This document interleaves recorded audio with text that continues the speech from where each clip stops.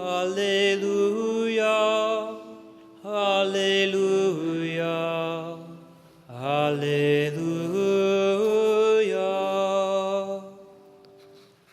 Alleluia, Alleluia, Alleluia.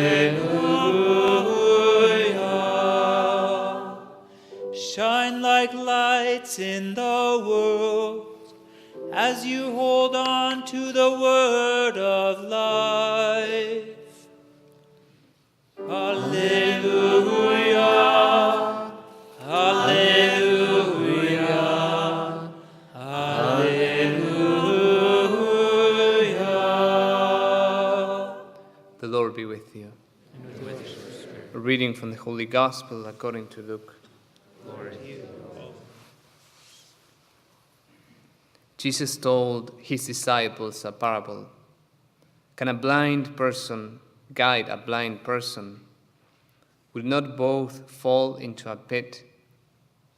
No disciple is superior to the teacher, but when fully trained, every disciple will be like his teacher.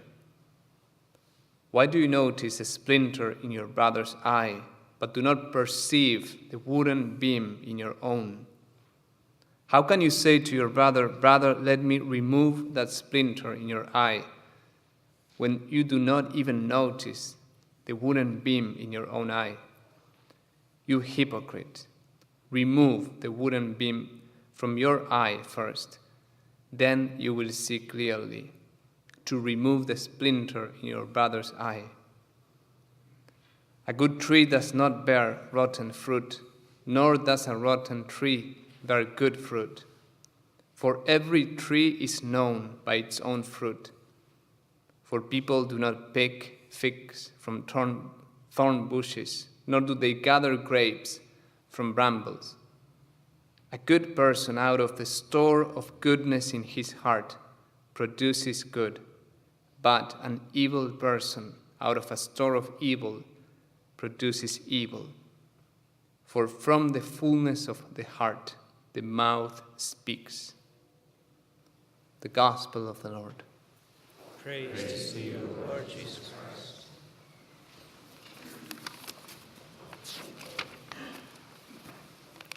There is a story of a woman who would see her neighbor do the laundry and then hang the laundry on the line to be dried. Not every country has dryers to dry the laundry. So in many countries, like in Argentina, we hang the clothes after doing laundry. So she would see her neighbor do this every day through the window of her house, and she will complain inside because she will say, "What a poor job this woman is doing when she does laundry. Look how dirty those clothes look." And she will do this month after month. She will criticize her inside. So one day she looks again at this action of her neighbor, and this time she rejoices because finally the sheets, the shirts, everything is clear, is clean, is pure. So she shares with her husband, finally she did a good job. And her husband says, "Honey, yesterday I cleaned all the windows of the house." I think that's what Jesus is trying to say. Many times we criticize others when we are the ones who need to clean the windows. This is one of the kind of universal and very well-known teachings of Christ. Before removing the splinter in your brother's eye, both notice the wooden beam and remove it from your own eye. It's a gospel that needs no homily. That's it. Put it into practice. But I need to say something.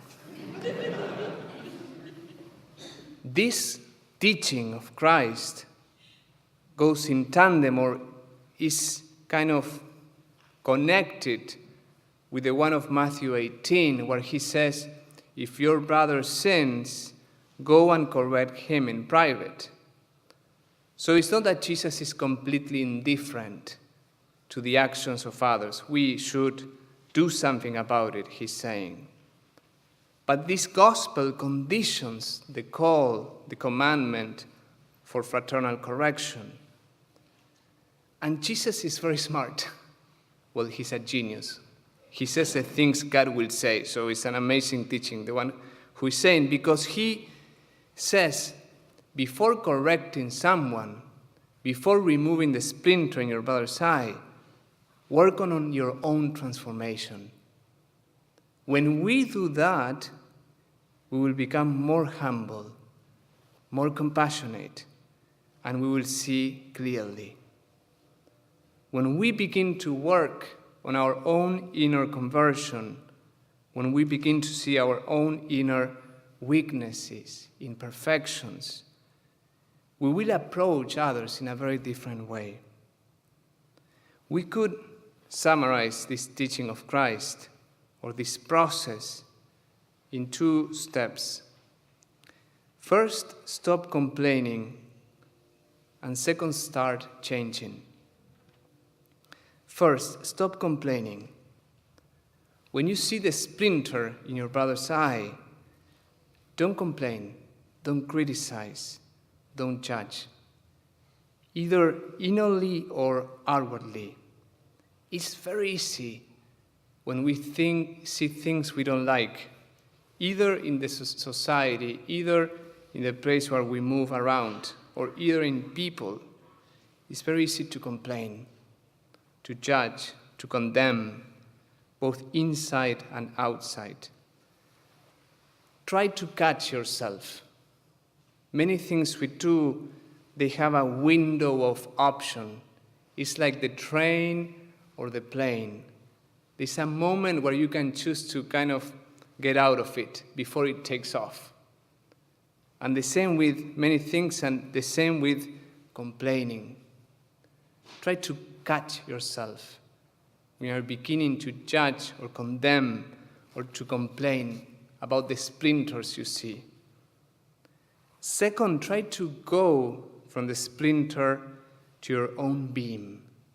In a sense, try to use the weaknesses of others to see your own weaknesses. This takes a lot of humility, because we're not used to do this. Yesterday, I had a meeting at Mount Angel, and I had a previous meeting here, so I knew I was going to be late, and I was late, 10, 15 minutes. And as I was entering the parking lot, I see one of the sisters of our community parking. So she was like 3 minutes before me. But as soon as I see her getting to a parking lot, I say, "Sister is getting late. Like, what is she doing?" And then I catch myself, like I was even thinking about this teaching of Christ. So many times we criticize others about things we have. So that's what we need to do. We need to go from the splinter to the own beam. In psychology, there is something that is called projection.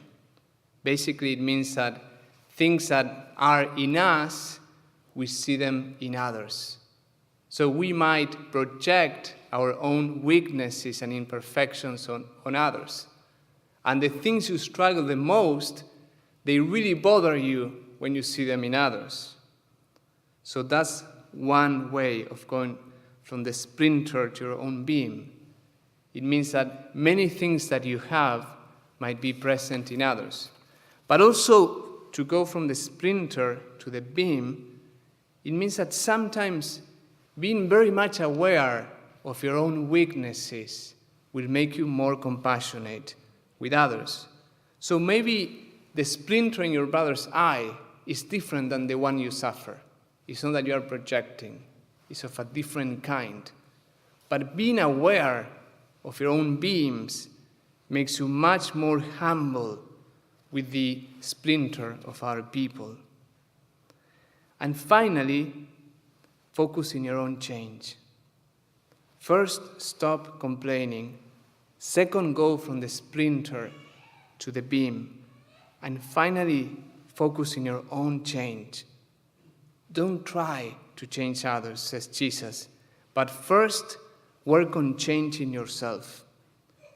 This is one of the 12 rules for life that Jordan Peterson gives in his book. He says one of his chapters, set your house in order before you criticize the world. And this is really challenging. Before you complain about the pollution of the world, clean up your own bedroom. Before you complain about violence, just foster peace in your home. Before you complain about how unchristian or how liberal Portland might be, just submit your mind to Jesus. I just finished reading the book Into the Deep by Abi Fabale. For those who don't know, she was a feminist who became Catholic. She teaches at George Fox University. In the last chapter, she shares her struggle to convert, to change her husband, Michael. She says that after some time of struggling with her husband not becoming Catholic, she goes to confession and she receives this very practical advice. The priest told her, if you want your husband to become Catholic, don't focus on his conversion. Focus on your own. This is very practical, very simple, very easy to understand, but very difficult to put into practice. And it applies in many areas. If you want anyone in your family, in your workplace, to follow Jesus, to become Catholic, don't focus so much in their change. Focus in your own change. May your testimony so luminous that it will draw many to him. If you want your home to be a place of peace or joy, don't try to change others. Work on your own heart. If you want no one in your workplace to gossip, that would be a miracle, but don't gossip yourself. Have an edifying speech, and so on and so forth. If you want St. Michael to be on fire, Father Ignacio, work on your own conversion. Be on fire yourself first, and so on and so forth. So focus on your own conversion. This Wednesday we begin the season of Lent. As Catholics we celebrate Ash Wednesday. What a beautiful season to discover your own beam. What a beautiful season to pray for the grace to remove and notice first and then remove that beam. What a beautiful time to be more humble in the way you see others. This is what Jesus did. He did not complain about the sinfulness of humanity. He came and he showed us a way. He changed in a sense. He became one of us so we could change. And that's what we do at Mass. The Holy Spirit changes the bread into his body so you can change. He does not complain about you. He changes first. He gives himself to you so you can change as well. So stop complaining. Humble yourself and begin to change.